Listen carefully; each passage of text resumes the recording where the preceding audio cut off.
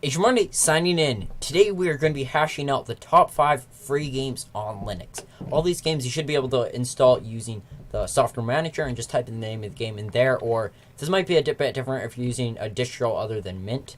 But they should be supported for all the most common Linux operating systems.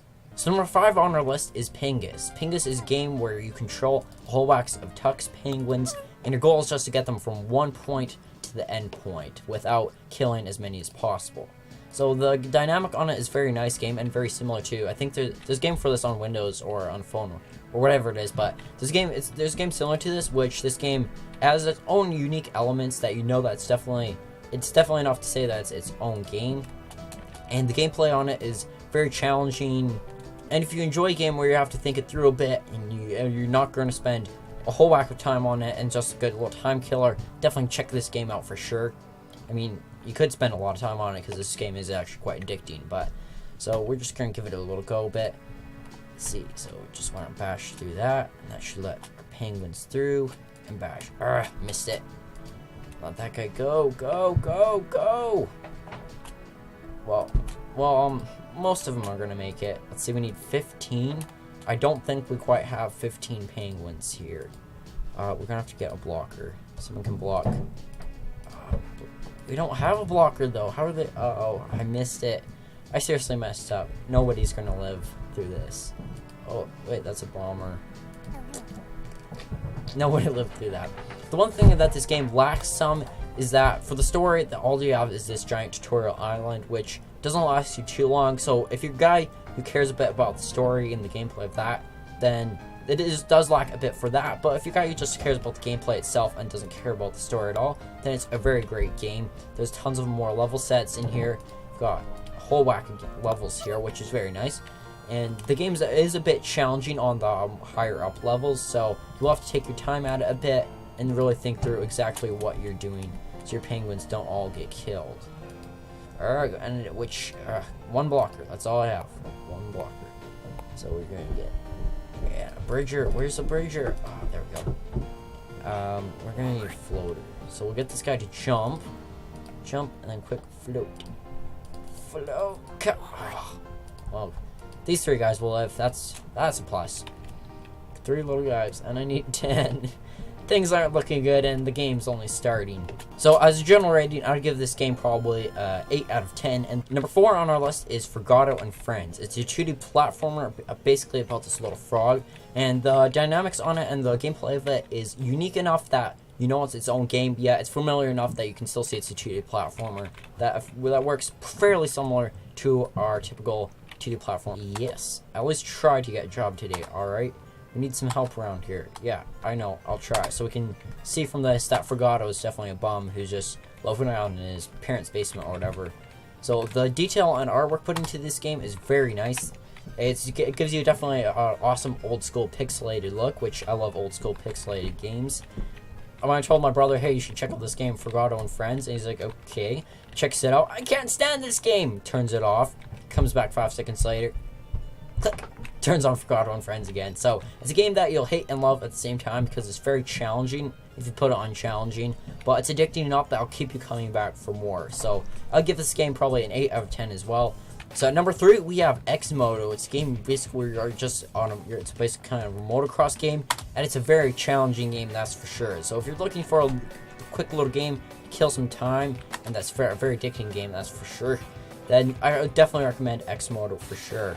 I've also spent like quite a few hours playing this game because it is no easy task to make it all the way through without cracking your little guy's back. That didn't look too healthy. So there's actually a ton of levels on this game, though one thing that this game lacks a little bit is a full-out campaign. You can go randomly over any level you like, so it doesn't give you too much of a reason to play the game, except for just an awesome little game to fill your time, and a very addicting, challenging game, that's for sure. Until it gets impossible, like some of these levels. Okay, slowly, slow.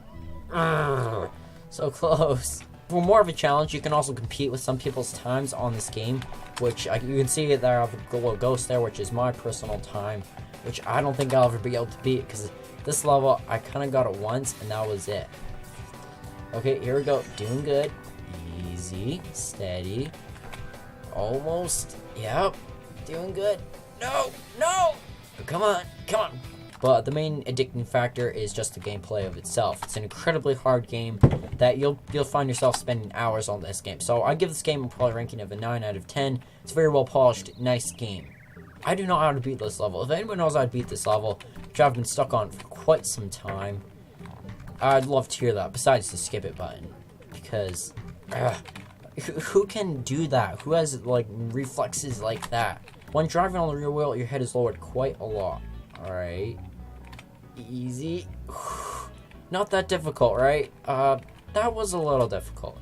Now let's try a bit more difficult one. This time, keep your hands off the left and right keys. They're not delicate enough to help you balance. Okay? Just with up, then, eh? So, try to regulate your angle by accelerating and braking. Try to drive back and forth a bit on your rear wheel. Okay, we can do it. I think you just have to go just as super fast through it, and then you might make it.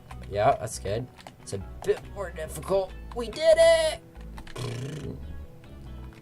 Come on.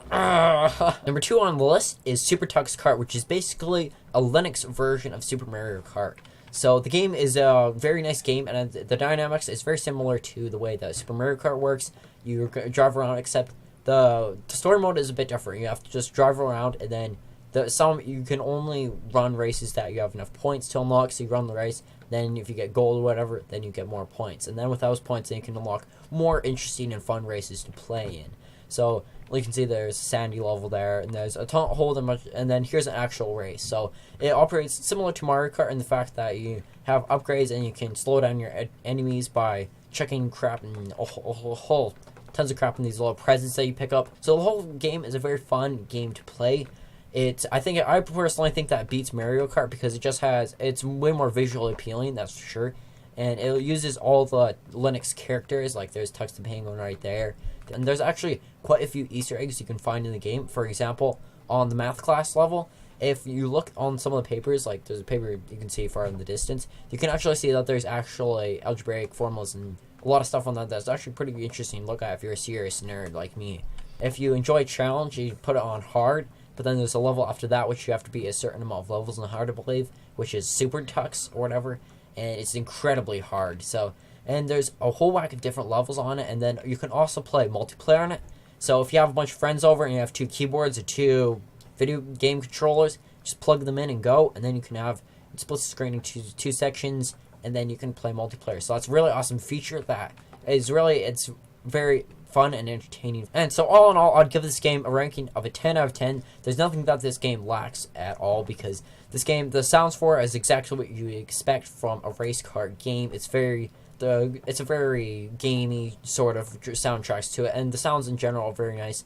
And all in all, it's a very, very nice game. And number 1 on my list is The Battle for Wesnoth. So The Battle for Wesnoth is a hex grid turn-based game set in a fantasy land, and the dynamics of the game is basically you gotta capture these little villages or settlements, and then that generates your gold. You can see I'm losing gold in the game right there. And then with that gold, you purchase troops, and then with those troops, you just basically attack. But yeah, the game seems simple, but it's simplicity that makes it complex, because it's simple enough as attacking, but you have to it makes you scrutinize every single decision you make, because, for example, this elf here inside this little chunk of forest here, he has advantage inside the forest, so that's why I've got him arranged all like that. Whereas this knight has an advantage out on the plain. So it always makes you really consider every single move you make, especially when you're playing it on the hardest difficulty, which I enjoy playing it on that hard, so that way I get a lot longer of enjoyment for this game.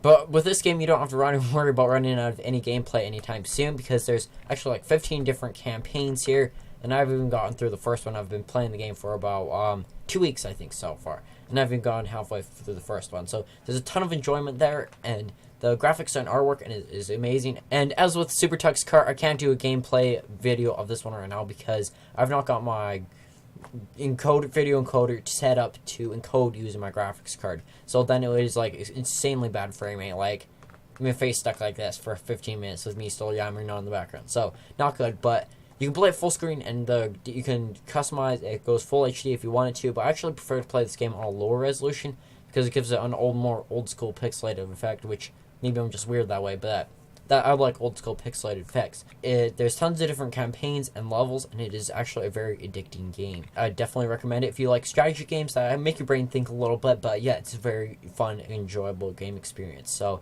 this is actually the game that I play most on Linux because I just find that it's just my favorite all in general. But so I'd give this game a 10 out of 10. There's nothing that this game lacks in any way. But of course, this is just my opinion. If you guys have an opinion of your own and you think I missed out of any games that you think would be better than these, leave that down in the comment section. And I'll be seeing you next video. Thank you for subscribing. Mushroom Radio.